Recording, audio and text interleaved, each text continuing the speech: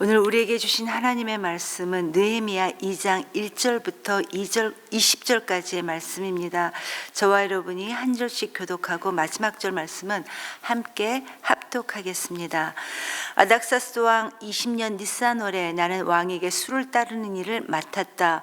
왕에게 술을 따라 드리는 어느 날 왕께서는 나의 안색이 평소와는 달리 좋지 않은 것을 보시고는 안색이 좋지 않구나, 아픈 것 같지는 않은데 무슨 걱정되는 일이라도 있느냐 하고 물으셨다.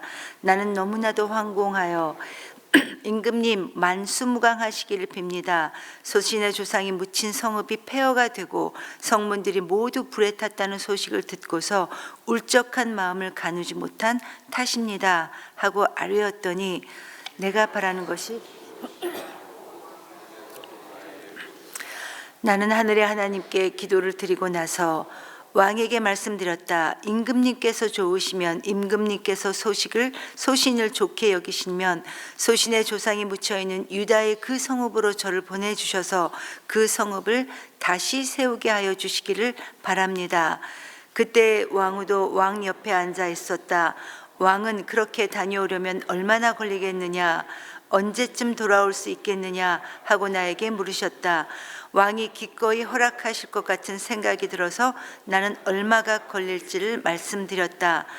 나는 왕에게 덧붙여서 말씀드렸다. 임금님께서 좋으시다면 소신이 유다까지 무사히 갈 수 있도록 유프라테스 서쪽 지방의 총독들에게 보내는 친서를 몇 통 내려주시기 바랍니다. 또 왕실숲을 맡아보는 아삽에게도 나무를 공급하라고 친서를 내리셔서 제가 그 나무로 성전 옆에 있는 성체 문짝도 짜고 성벽도 쌓고 소신이 살 집도 짓게 하여 주시기 바랍니다. 나의 하나님이 선하신 손길로 나를 잘 보살펴 주셔서 왕이 나의 청을 들어주었다. 왕은 나에게 장교들과 기병대를 딸려 보내어 나와 함께 가게 하였다. 그래서 나는 길을 떠나 유프라테스 서쪽 지방의 총독들에게로 가서 왕의 친서를 전하였다. 호론 사람 산발락과 종노릇을 하던 암몬 사람 도비아에게 이 소식이 들어갔다. 그들은 어떤 사람이 이스라엘 자손의 형편을 좋게 하려고 오고 있다는 것을 알고서 몹시 근심하였다고 한다. 나는 예루살렘에 이르러 거기에서 사흘 동안 쉬고 나서 밤에 수행원을 몇 명 데리고 순찰을 나섰다. 하나님이 나의 마음을 움직이셔서 예루살렘에서 일하시도록 하신 것을 나는 그때까지 어느 누구에게도 말하지 아니하였다. 나에게 짐승이라고는 내가 탄 것밖에 없었다. 밤에 나는 골짜기 문을 나섰다. 용샘을 지나 거름문에 이르기까지 예루살렘 성벽을 살펴보니 성벽은 다 허물어지고 문들도 모두 불에 탄 채로 버려져 있었다. 샘문과 왕의 연못에 이르렀을 때는 내가 탄 짐승이 더 나아갈 길이 없었다. 그래서 그날 밤에 나는 계곡을 따라 올라가면서 성벽을 둘러보고 다시 골짜기 문을 지나 되돌아왔다. 그때 내가 유다 사람들이나 제사장들이나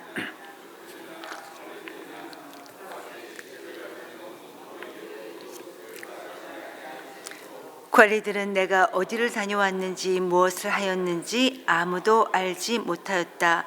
이렇게 돌아보고 난 다음에 나는 비로소 관리들에게 말하였다. 여러분이 아는 바와 같이 우리는 지금 어려움에 빠져 있습니다.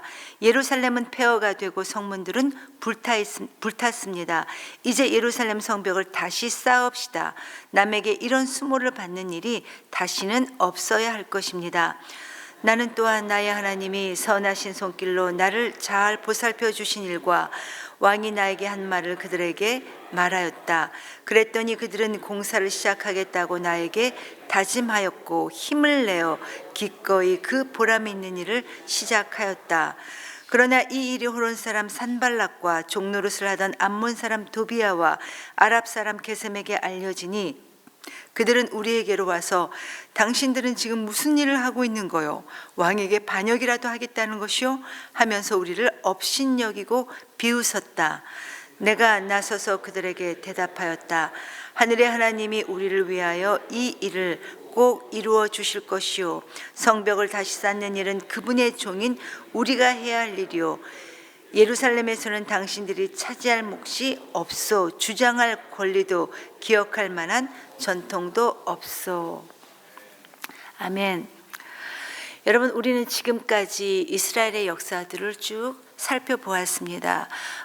불순종했던 이스라엘 백성들은 북이스라엘에 이어 결국 남유다까지도 바벨론에 의해 멸망당하고 많은 유다 백성들이 바벨론에 포로로 끌려갔습니다. 포로 생활이 시작됐죠. 그런데 그 사이 세계 정세가 어떻게 바뀌었냐면 바벨론 다음에 페르시아라는 새로운 강대국이 일어나서 바벨론 이 제국을 멸망시켜 버립니다. 그래서 제국의 패권이 바뀌게 되었고 새로운 통치자가 된 페르시아 왕 고레스를 하나님께서 그 마음을 감동시키심으로 포로였던 유대인들이 고국 땅으로 돌아가서 파괴된 예루살렘 성전을 다시 건축하게 되는 그런 귀향의 역사가 시작되었습니다. 그렇지만 원래 그곳에 살고 있었던 사람들의 방해로 공사가 중단되고 또 시작되는 이런 일련의 과정들이 있었고, 이러한 때에 평범한 느헤미야였던 유대인이었던 이 느헤미야는 페르시아 제국의 관료로 등용되어서 왕의 두터운 신임을 받게 되었고, 심지어 왕에게 술을 따르는 술관원이라는 직책을 맡은 페르시아의 아주 중요한 관리로 승승장구하고 있었습니다. 그런데 어느 날 이 느헤미야는 유다에서 왔던 그의 형제 하나니로부터 자신의 고향 소식을 듣게 됩니다. 유다와 예루살렘 사람들이 큰 환난과 함께 능욕을 받고 있었고, 또 예루살렘 성이 허물어지고 성문들이 불타버리고 말았다는 이런 안타까운 소식을 듣게 됩니다. 그리고는 수일 동안 슬퍼하면서 하나님께 금식하며 기도하기 시작합니다. 이게 바로 어제 본문의 내용이었습니다. 우리가 어제 살펴보았던 1장 1절에서 보면 느헤미야가 하나님께 기도하기 시작했던 때가 지금의 11월 달에 해당되는 기슬루월이었고, 오늘 본문 2장 1절의 시점이 지금의 3월 달에 해당되는 니산월입니다. 그러니까 느헤미야는 11월 달부터 3월까지 4개월 동안 자신의 이런 딱한 조국을 생각하며 안타까운 마음으로 예루살렘의 회복, 특별히 성벽 재건을 생각하며 지금 4개월째 하나님께 간절하게 기도하고 있었는데, 그런데 문제는 에스라 4장에서 아닥사스다 왕이 예루살렘 성벽 재건을 중단한다는 조서를 내렸던 이런 상황이었던 겁니다. 그리고 오늘 말씀은 이런 배경에서 시작이 되고 있습니다. 1절부터 5절까지의 내용을 보면 느헤미야가 아닥사스다에게 귀환을 요청하는 모습이 나오고 있습니다. 그는 마침내 왕의 호의로 기회가 딱 왔을 때 그 짧은 순간에도 하나님께 기도하며 아닥사스다 왕에게 무너진 내 조국 예루살렘 성읍을 다시 세울 수 있도록 해주십시오 라고 요청했고, 거기에 따른 구체적인 계획까지 왕에게 말합니다. 그리고 감사하게도 이 아닥사스다 왕은 흔쾌히 이 느헤미야 청을 들어주고, 여기에서 끝났던 것이 아니라 더불어 예루살렘 성벽 재건에 필요한 재정적, 정치적, 그리고 군사적인 지원까지 약속해 줍니다. 7절 8절의 내용입니다. 느헤미야가 유다까지 가는 동안 어떤 통행의 제약을 받지 않을 수 있다는 이 조서와 함께 이 왕의 숲을 감독하는 이 아삽이 예루살렘 성곽과 문에, 그리고 또 자기가 살 자신의 집에 쓸 제목을 공급하도록 친히 친서를 내려달라는 이런 모든 부탁이었습니다. 그리고 아닥사스다 왕은 이 모든 지원을 느헤미야에게 약속해 주었습니다. 즉 느헤미야는 그냥 기도만 했던 것이 아니라 예루살렘으로 돌아가서 성벽을 중수하기 위해 필요한 것이 무엇인지 꼼꼼히 생각하고, 또 왕의 심기를 아주 신중하게 살피면서 신중하게 모든 일을 그가 추진했다는 것입니다. 간절하게 기도하는 가운데 하나님의 뜻을 찾고 지혜를 구하면서 단계적으로 취해야 될 모든 일들을 그는 곰곰이 구상을 했습니다. 그리고 느헤미야는 이 모든 과정을 시작하시고 진행하신 분이 하나님이라는 사실을 8절에서 이렇게 고백합니다. 내 하나님의 선한 손이 나를 도와 왕이 나의 청을 들어주었습니다 라고 고백하고 있습니다. 바로 여기까지가 바로 10절 내용이고, 이 두 번째 단락인 11절 이하에서는 이제 예루살렘으로 돌아온 느헤미야가 그가 어떻게 준비하고 계획을 세워나갔는지를 아주 구체적으로 말하고 있습니다. 여러분, 느헤미야는 하나님의 도우심을 간절히 바라고 기도하고 또 하나님께서 도와주실 것을 믿기도 했지만, 동시에 자신이 해야 할 일도 게을리하지 않았던 아주 지혜로운 사람이었습니다. 예루살렘에 도착한 느헤미야가 가장 먼저 했던 일이 무너진 성벽터를 아무도 모르게 비밀리에 순찰했던 일이었습니다.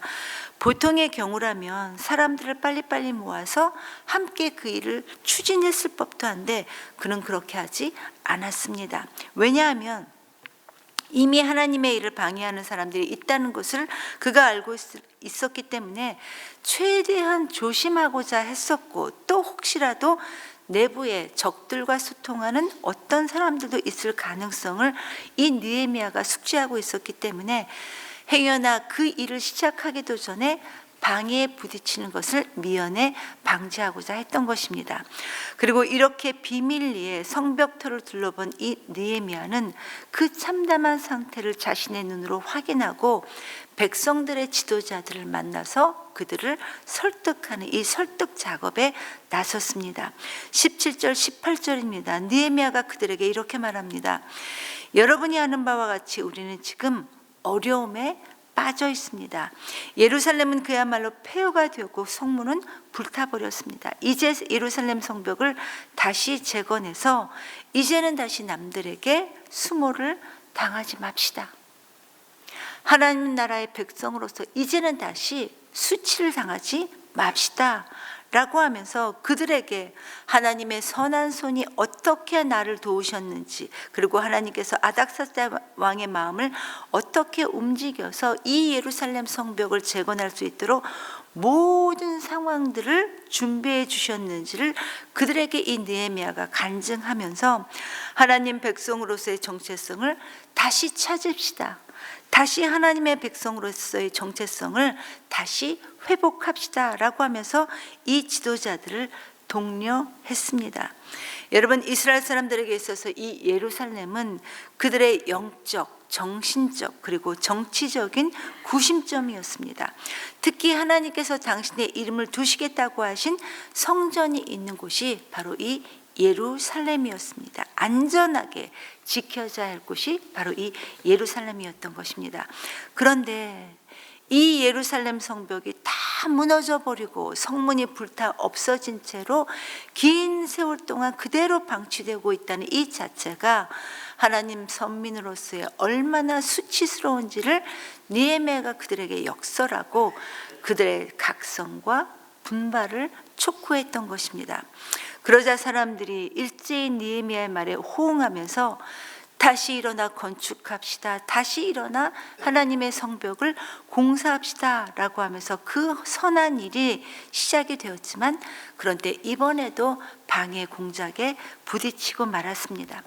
그렇지 않아도 혹시라도 이 이스라엘 민족 공동체가 재건될까 마음 졸이고 있던 참에 페르시아 왕의 총애를 받고 있던 자가 유다 총독이 돼서 돌아와 사람들을 모아 다시 이 성벽을 건축한다고 하니 이제는 노골적으로 그들이 방해 작전에 돌입한 것이었습니다. 이들이 이렇게 말합니다. 19절을 보면 도대체 너희가 하는 일이 뭐냐 라고 하면서 그들의 사기를 떨어뜨리고 너희가 지금 심지어 왕을 배반하고자 하느냐 라고 하면서 그들에게 겁박을 주었던 것입니다. 여러분, 이들은 전에도 이런 식으로 유다 백성과 페르시아 왕 사이에 이간질을 벌여서 왕으로 하여금 공사를 중단하는 이런 조서를 내리게 했던 것처럼 또 지금도 그들에게 겁을 줘서 이 공사를 애시당초 시작도 하지 못하게 하려는 그런 술수였습니다. 사태가 이렇게 되자 느헤미야가 나서서 적극 반박합니다. 오직 하나님께서 이 일을 형통하게 이루어 주실 것이고 우리는 하나님의 종들이기 때문에 그들의 뜻을 하나님의 뜻을 받들어 성벽을 건축할 뿐이다. 그러니 너희에게는 아무 권리도 없고 또 이런 권리를 주장할 수 있을 만큼 너희가 기여한 바도 없으니 우리의 이 성벽 건축하는 일에 참견하지 말 것을 느헤미야가 단호하게 표명합니다. 즉 이 일은 너희와 아무 상관없는 하나님을 향한 우리의 신앙 문제라는 것입니다. 하나님을 향한 우리의 신앙을 회복하며 유지하는 일이니까 하나님을 알지도 못하고 섬기지도 않는 너희들과는 전혀 상관없는 일이라는 것을 20절에서 분명하게 했던, 여기까지가 바로 여러분 오늘 본문의 내용입니다. 성도 여러분, 많은 사람들이 리더십을 이야기할 때 이 느헤미야를 거론하곤 합니다. 왜냐하면 이 느헤미야는 지도자로서의 열정과 치밀함, 그리고 부지런하고 신중했기 때문입니다. 그러나 여러분, 지도력에서 가장 중요한 것은 역시 하나님을 향한 믿음, 신앙입니다. 우리가 일어나 건축하려니와 우리는 하나님의 종들입니다. 하나님께서 우리를 형통하게 하실 것입니다 라고 했던 이 느헤미야의 고백은 하나님께 기도함으로 하나님께서 이루실 내일을 믿고 오늘을 살아가는 느헤미야의 신앙 고백이었음을 우리는 오늘 말씀을 통해 살펴볼 수 있었습니다. 이 느헤미야의 믿음의 고백과 그리고 또 지혜가, 또 그의 믿음의 용기가 오늘 저와 여러분의 믿음의 지혜, 고백, 그리고 믿음의 용기가 될 수 있기를 간절히 기도합니다. 이 시간 말씀을 기억하면서 하나님께 함께 기도하기 원합니다. 하나님, 우리의 지나왔던 모든 삶이 주님의 선한 손이 함께 하셨음을 고백할 수 있게 하심을 감사드립니다. 하나님, 이 시간 간절히 기도하는 것은 이 고백이 우리의 평생에 함께 할 수 있도록 하나님 우리를 인도해 주시옵소서. 이렇게 기도하시고 오늘은 목장 모임을 위해 기도하는 날입니다. 주님, 우리 모두가 바쁘고 분주하게 살고 있지만 하나님 목장 모임을 통해 우리가 건강한 그리스도인으로, 균형 잡힌 그리스도인으로 하나님 성장할 수 있도록 도와주시옵소서 라고 기도하시고, 또 다음 달에 우리 교회에 세워질 장로 권사 피택의 모든 과정들을 주님께서 함께 해 주셔서 건강한 리더십들이 우리 교회에 세워질 수 있도록 주님 인도해 주시옵소서. 그리고 올해 마지막 단봉팀인 그리스팀이 지금 현재 나가 있습니다. 하나님, 그들의 안전을 지켜주시고 준비해간 복음의 사역들이 하나님 그 땅에 잘 이루어질 수 있도록 하나님 도와주시옵소서. 그래서 복음의 성벽이 그 땅에도 편만하게 이루어질 수 있도록 하나님 그들을 사용하여 주시옵소서. 이렇게 그 단봉팀을 위해 기도하시고 각자 자유롭게 기도하시고 돌아가시겠습니다. 기도합니다.